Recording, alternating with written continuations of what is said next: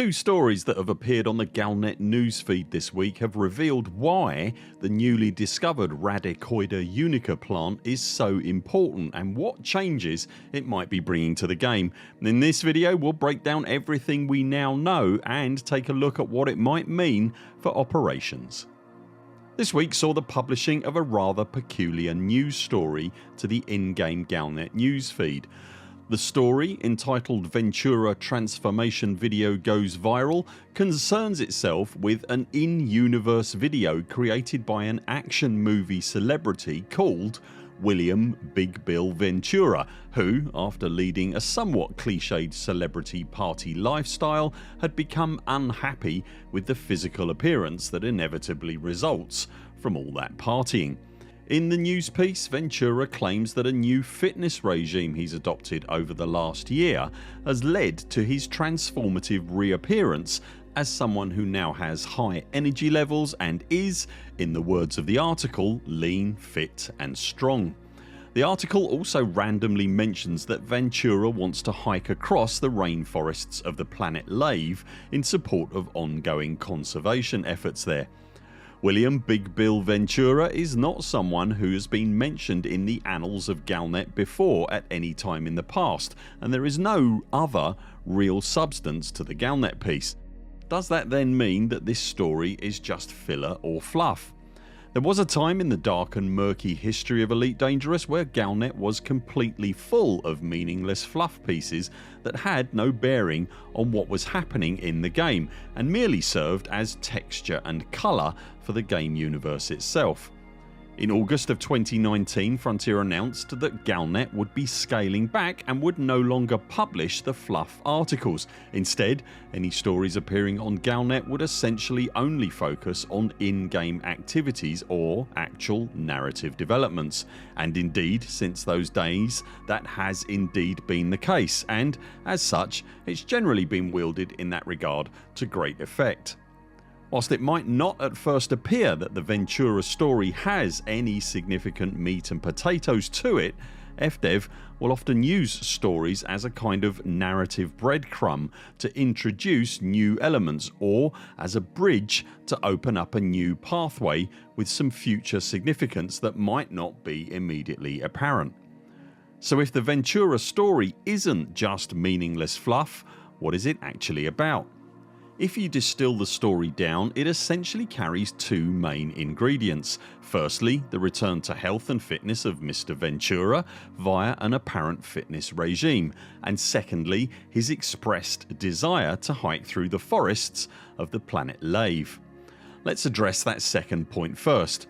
At a very base level, if FDev were about to launch access to forests and thicker atmospheres, that would require the development of technology and code to support Earth-like worlds.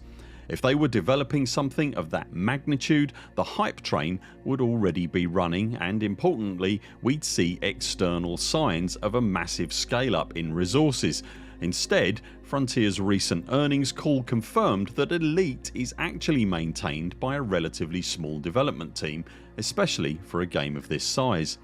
The sheer expenditure and corporate confidence required to deliver traversable Earth-like environments is, unfortunately, a ship that has likely sailed over the horizon, so at this stage in the game's life cycle such a massive unprecedented leap seems highly unlikely.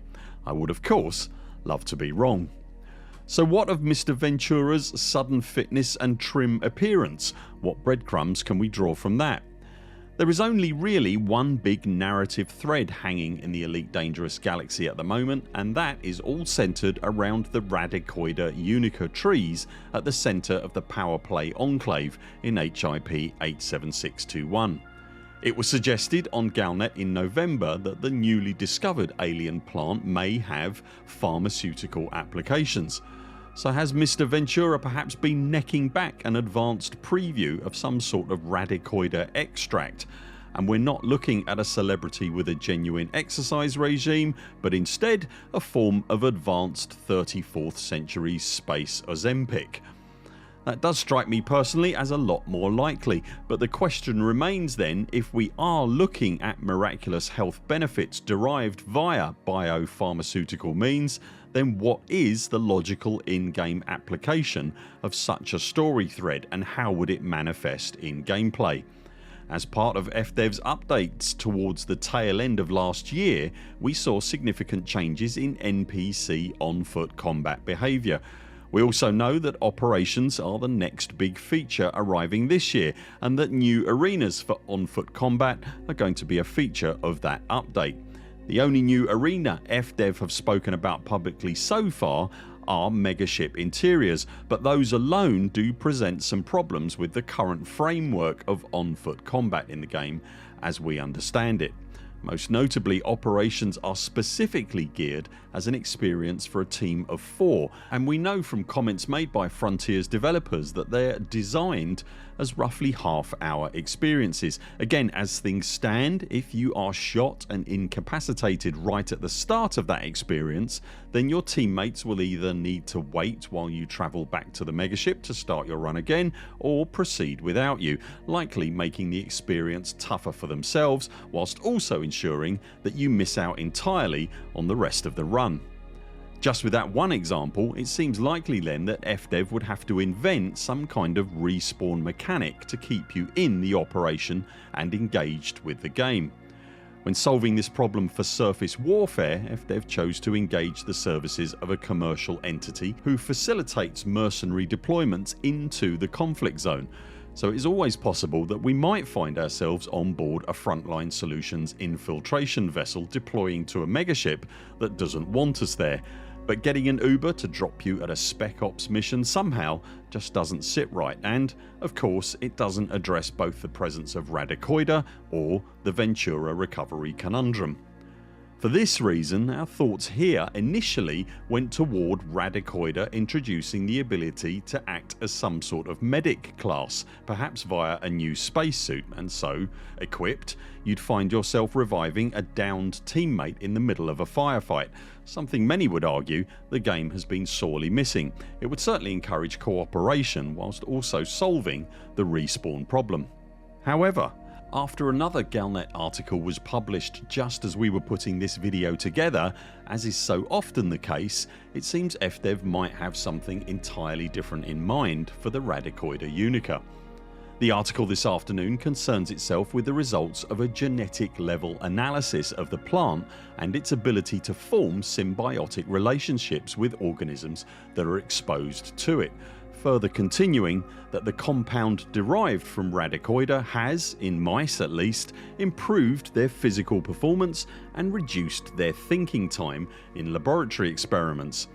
Coupled with the Ventura recovery article, what it now seems likely is that the plant produces some sort of physical enhancement boost, likely improving abilities like movement speed or health, etc. As a mechanic during a gaming session, this would play into the somewhat MMO instanced dungeon-like vibe that we're getting from operations. Think of it as necking down some buffs before facing off against a raid boss. If this is indeed the case, then how the Radicoida serum is obtained is up for grabs. Can it be purchased off the shelf like health packs and energy cells, or is gathering of the raw materials required for a synthesis process, in the same way commanders can synthesize ammunition, jumponium or SRV repairs if they have the right components and chemicals to hand? Can we expect a new Radicoida kangarooing CG to kickstart the supply chain? I can already hear legions of commanders whooping with joy at the prospect, right? As things stand, there is only one star system in the galaxy that has Radicoida Unica present in it, and the presence of such a potentially huge chemical advantage would certainly go a long way to explaining why there is currently a power play push for control of that one star system. When the next CG arrives or there's more news from Frontier, we will of course keep you posted right here. Are you participating in power play in the Enclave? What do you think of the Ventura article? Now that the exact genetic nature of Radicoida is known, how do you see it being used? Let us know in the comments below. If you've enjoyed this video, remember to subscribe to the channel so that you see all our videos and community posts, and if you'd like to support our work here at the Burr Pit, you can also join us on Patreon. Links to that and everything else we've talked about in this video you'll find linked below. That's it for now. Thanks very much for watching.